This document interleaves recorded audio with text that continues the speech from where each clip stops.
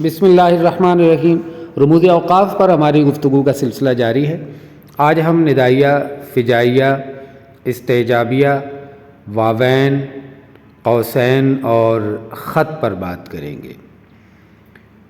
ندائیہ ندا سے ہے، ندا کے معنی ہے پکار، اور ندائیہ وہ علامت ہے جو جملے میں یہ ظاہر کرتی ہے کہ یہاں کسی کو پکارا جا رہا ہے۔ جس جملے میں کسی کو مخاطب کیا جا رہا ہو اس میں حرف ندا کے بعد جو علامت لگتی ہے اسے ندائیہ کہتے ہیں۔ ارے بھائی میری بات سنو، اے اللہ میری مدد فرما۔ اب ان میں ارے بھائی کے بعد جو علامت لگی یہ ندائیہ کی علامت ہے۔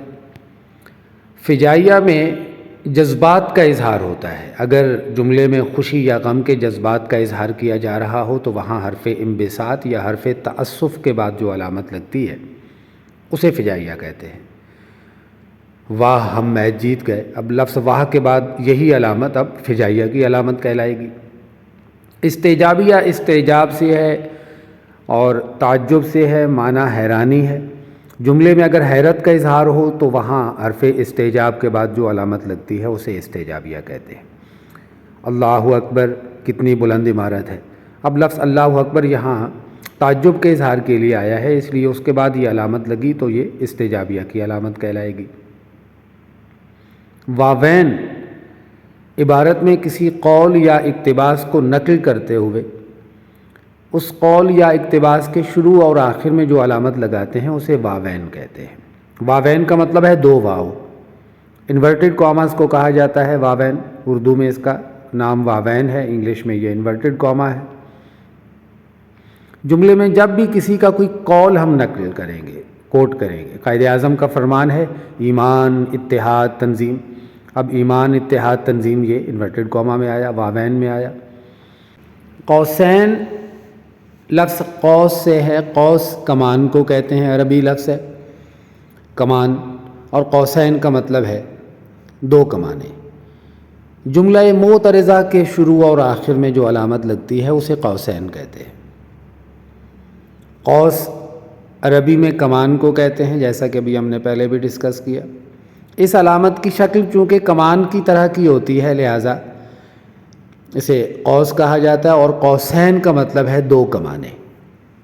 دیکھیے بانگ درا علامہ اقبال کی کتاب کا نیا ایڈیشن آ گیا ہے۔ اب اصل جملہ تو یہ ہے کہ بانگ درا کا نیا ایڈیشن آ گیا ہے، لیکن بیچ میں وضاحت میں ایک جملہ ہے علامہ اقبال کی کتاب، یہ جملہ معترضہ ہے، اس کو ہم نے قوسین میں لکھا۔ اور سب سے آخر میں ہے خط۔ خط بھی جملہ معترضہ کے شروع اور آخر میں ہی لگتا ہے یہ علامت، یعنی قوسین اور خط میں سے کوئی ایک علامت استعمال ہوتی ہے جملہ معترضہ کے شروع اور آخر میں۔ اگر قوسین کی علامت لگی تو پھر خط کی علامت نہیں لگے گی، اور اگر خط کی علامت لگ گئی تو پھر قوسین کی علامت استعمال نہیں ہوتی جملہ معترضہ کے شروع اور آخر میں۔ یعنی یہی جملہ اب اس طرح بھی ہو سکتا ہے، بانگ درا اس کے بعد خط کی علامت ہے، علامہ اقبال کی کتاب، پھر خط کی علامت ہے، اس کے بعد اگلا حصہ ہے جملے کا نیا ایڈیشن آ گیا ہے۔ اب اصل جملہ تو یہ یوں ہے کہ بانگ درا کا نیا ایڈیشن آ گیا ہے، لیکن قوسین کے اندر یا خط کے اندر دیا گیا جو فقرہ ہے یہ وضاحت کر رہا ہے کہ بانگ درا کیا ہے، تو اس کو ہم جملہ معترضہ کہیں گے۔ تو جملہ معترضہ کے شروع اور آخر میں یا تو قوسین کی علامت لگتی ہے یا پھر خط کی علامت لگتی ہے۔ ان دونوں کی تعریف ایک ہے، علامتیں مختلف ہیں۔ قوسین اور خط کی تعریف ایک ہے، علامتیں مختلف ہیں، اور بالکل اسی طرح ندائیہ، فجائیہ اور استعجابیہ کی علامت ایک ہے، تعریفیں مختلف ہیں ان کی۔ تو اگلے ٹاپک کے ساتھ جلدی ملاقات ہوتی ہے، اپنا خیال رکھیے گا، اللہ حافظ۔